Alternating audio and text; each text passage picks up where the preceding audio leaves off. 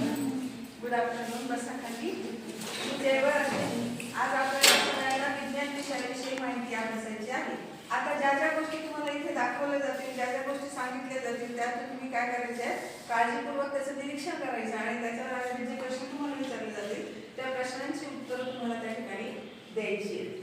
आता मी तुम्हाला ना एक वस्तू दाखवणार. वस्तू म्हणण्यापेक्षा एक दाखवणार एक गोष्ट जी तुम्ही काळजीपूर्वक अभ्यासायची, निरीक्षण करायचे तिचं की नेमकं काय आहे ते आणि मला सांगायचं.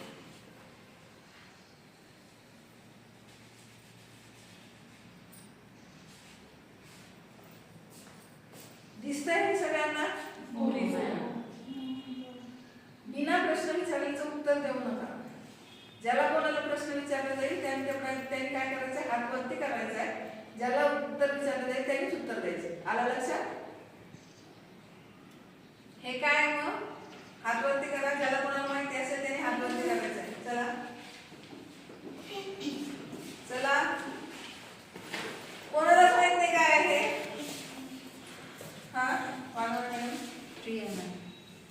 उभं राहून उत्तर द्यायचं. हा, हे काय आहे? झाड आहे. या झाडाला आपण वैज्ञानिक भाषेमध्ये काय म्हणतो? हे जे झाड आहे या झाडाला झाडांना आपण वैज्ञानिक भाषेमध्ये काय म्हणतो?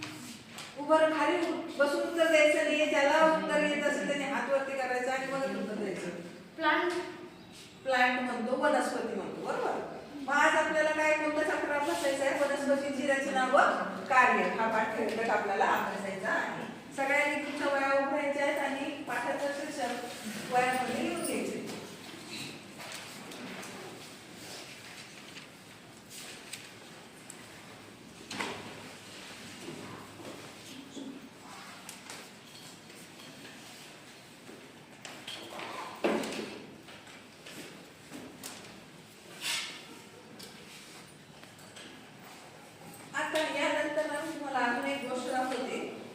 काळजीपूर्वक निरीक्षण करायचे आणि मला सांगायचंय की काय.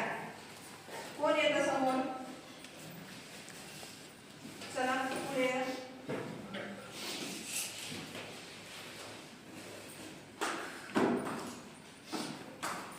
हे काय मला सांगा. हरभरे. आणि याच्यावरती आलेलं काय दिसतंय तुम्हाला? हा, त्याला आपण काय म्हणतो? नाही सांगताय. हा, त्याला आपण अंकुर म्हणतो. बघा, हे हरभरे म्हणजे काय? एक बिया आहे आणि या बियांच्या मधून काय वरती काय येतोय? जो वरती येणारा भाग आहे त्याला आपण काय म्हणतो? अंकुर म्हणत असतो. आणि हा त्याच्यात जर खाली जमिनीमध्ये पेरला गेला तर जमिनीच्या खाली वाढणारा जो भाग असणार आहे याला आपण काय म्हणतो? आदिमूळ असं म्हणत असतो.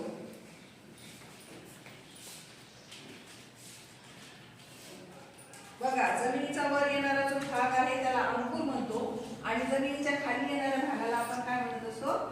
आधी मूळ म्हणत असतो. आता हे दिसतंय तुम्हाला माझ्या हातामध्ये काय आहे ते?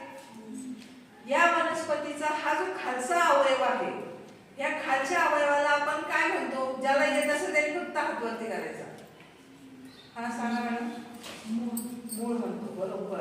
हा जो खालचा जमिनीच्या खाली येणारा हा जो अवयव आहे वनस्पतीचा याला आपण काय म्हणत असतो? मूळ म्हणत असतो. आणि पूर्ण झाडाला पोषण देण्याचं काम कोण करत असतो? हा, या मुळांद्वारे पूर्ण झाडाला पोषण दिले जात असतं. आलं लक्षात तुमच्या? बरं. या मुळांद्वारे काय होतं? झाडाला पूर्ण पोषण मिळत असतं. त्याच्यामध्ये बघा, मुळांमध्ये पण काय होतं? सरळ मुळं खाली जातात का एकदम जमिनीमध्ये? इकडं तिकडं कुठंच न जाता सरळ खाली जातात का? नाही. जमिनीमध्ये वाढणारी जी मुळं आहेत ना ती मुळं काय होतात? काही प्रसंगी तिरपी गेलेली दिसून येतात. का? कशासाठी? तर जमिनीमध्ये स्वतःचा आधार भक्कम करण्यासाठी ती मुळं काय झालेली असतात? तिरपी गेलेली असतात. त्याचं एक उदाहरण घेऊया आपण. हे बघा, ही जी मुळं दिसतात तुम्हाला या मुळांमध्ये बघा की अशा तिरप्या पद्धतीने ही मुळं काय करतात? वाढतात. ही जी तिरपी मुळं वाढतात ही तिरपी मुळं कशासाठी वाढतात? तर जमिनीमध्ये त्याचा आधार भक्कम करण्यासाठी, जमिनीमध्ये तिची पकड भक्कम करण्यासाठी काय होतं? ती मुळं ह्या अशा पद्धतीने तिरपी वाढतात आणि या जमिनीतलं जे पोषण आहे ते जमिनीतलं पोषण ते काय करतात? वनस्पतींना पुरवण्याचं काम त्या ठिकाणी करत असतात. ही जी मुळं असतात त्या मुळांना आपण काय म्हणतो? सोट मुळं असं म्हणत असतो. काय म्हणतो? सोट मुळं. त्याचबरोबर बघा, मुळांना ना असं केस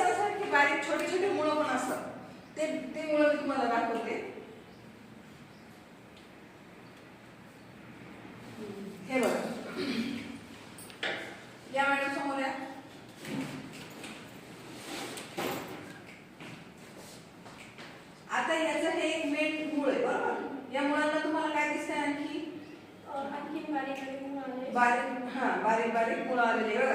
तिरपी मुळं पण दिसत आहेत त्याला आणि त्या तिरप्या मुळांना बसत तुम्ही खाली छान तुम्ही तिरप्या मुळांना देखील त्याला काय झालेले केसांसारखी जी बारीक बारीक मुळं आहेत ते केसांसारखी बारीक बारीक मुळं फुटलेली आहेत. त्या मुळांना आपण काय म्हणत असतो मूलरोम असं म्हणत असतो. काय म्हणतो मूलरोम. त्याचबरोबर बघा जेव्हा मुळं खाली जातात ना मुळांचा हा जो खालचा भाग असतो हा खूप नाजूक असतो. हा खालचा भाग खूप नाजूक असल्यामुळे याला काय होतं हा जमिनीमध्ये तुटण्याची काय शक्यता असते.